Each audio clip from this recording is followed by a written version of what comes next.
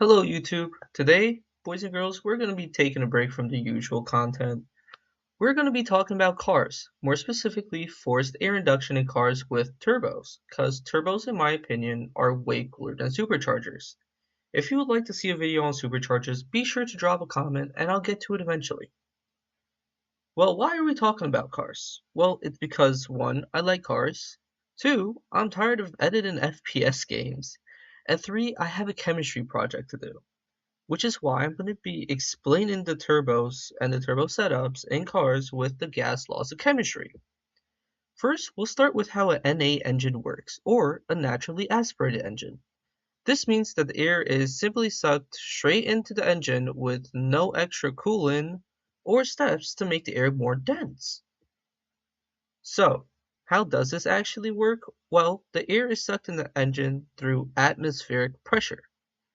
Inside the cylinder, where is the combustion that happens. Inside the cylinder, all the combustion really happens.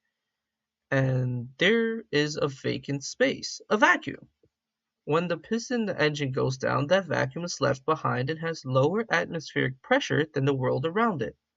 Therefore, the air is sucked straight into it. And a great way to think about this is Boyle's law. The law can be expressed as showing that as volume increases, the pressure of a gas decreases proportionally, and vice versa.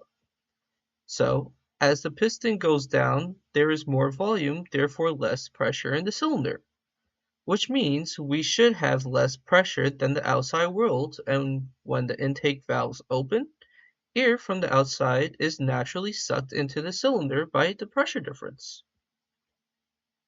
Then the piston is driven back up by the crankshaft where it condenses the air further, lowering the volume and increasing the pressure. Then boom, the combustion happens now that air is really hot, which creates high pressure.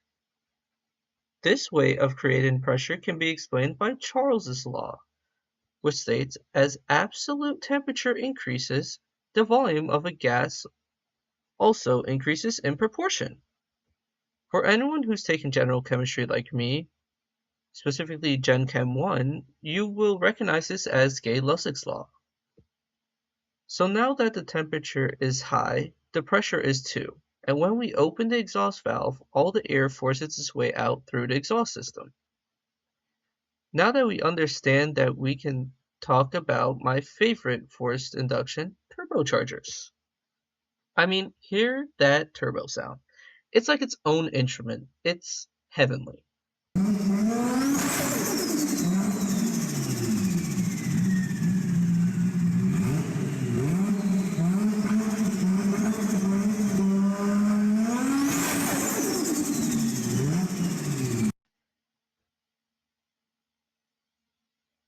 So, to help visualize what this engine looks like, here is my mom's car engine bay. If I can't, for some reason, find the turbos in there, and trust me, I know they're in there, but it's an eco build, so it's more compact. If I can't find it in there, I'll just throw up an engine, someone else's car engine that's also turbocharged, where the turbo is a lot more visible. Now, this certainly won't make any over-the-top cool sounds because Ford made this turbo setup for fuel economy in my mom's car.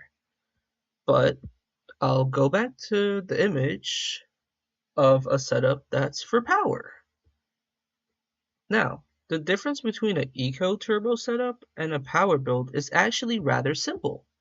The eco build aims at catching any leftover pressure from the turbo or condensed air and recycling it back into the turbo so the car maintains a boost of highly dense air so the car can produce a bigger bang, therefore making more power than a car without a turbo.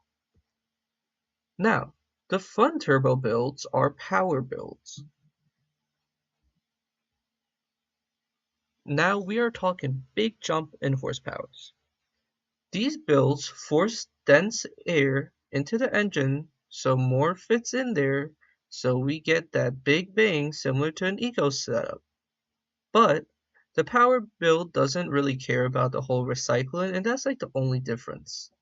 As a matter of fact, this is why they make cool sounds, like that iconic stu sound.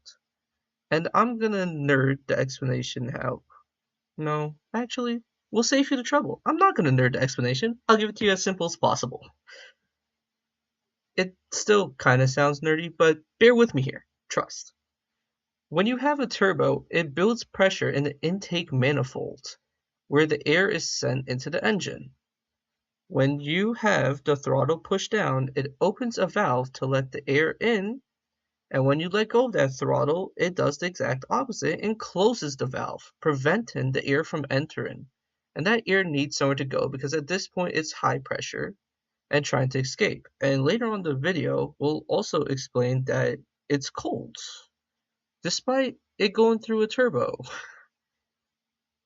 So it takes the shortest route and flies through the turbo blades, and each stoop part of the whole little stu is actually the sound of pressure being relieved through the blades.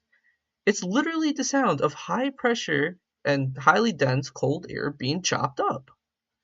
So these turbochargers work by using the exhaust pressure. Turbochargers have two sides, an intake and exhaust side. As the exhaust whips past, or the exhaust gas whips past the exhaust side of the turbo, it catches the air with a propeller-like structure. That fast-moving air spins the propeller, which is connected to a propeller on the intake side, which spins in turn because of this.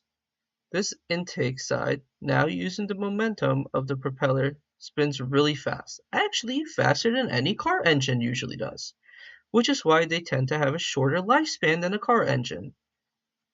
And chances are, if you have a turbocharged engine, you'll be replacing the turbo before the engine, or probably just getting a new car at that point. The propeller on the intake side is also an inlet for additional air. This is where that additional air is mixed in to make with the regular intake air, which means there is now more air in the same space. This now compressed air means it's now really high pressure and hot, which means the atoms are bouncing around almost like they are in a mosh pit. To make this easier to understand, imagine if you go to the store and get a receipt and shove it in your pocket. It takes up most of the space in your pocket.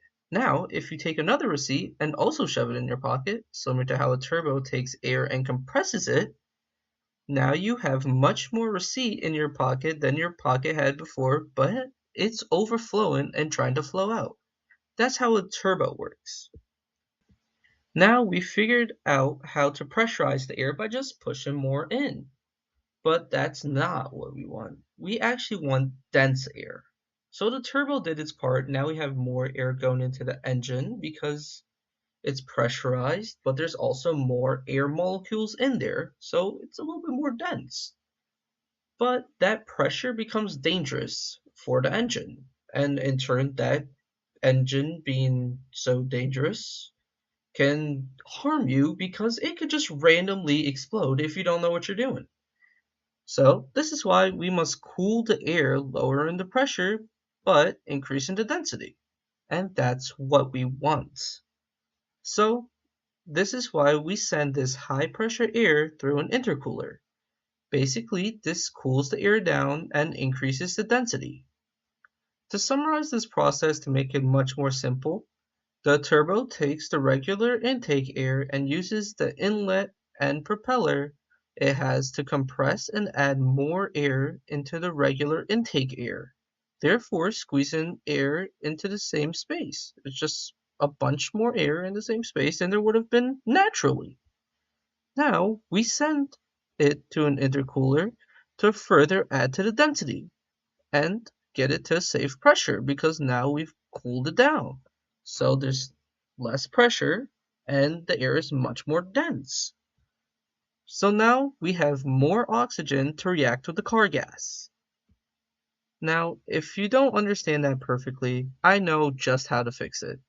Just take all the sciencey words out and trust me, it makes it a lot easier to understand and easier for me to explain. So I'll just go ahead and explain it really quickly. Normal air goes in the engine, in the NA engine, whereas the turbo setup, takes the normal air and condenses it into like super air. That makes a bigger boom because there's more air in the same space. After this, I might return to my usual videos that I make like once in a blue moon, but I'll see you on the next one. If you have any video recommendations that you would really like to see, be sure to drop a comment. And also the last person who commented on my video, I'm not sure if you're watching, but I can't make a GTA 6 video yet because I just don't have the game. Unless you want me to talk about it. I can go ahead and do that though.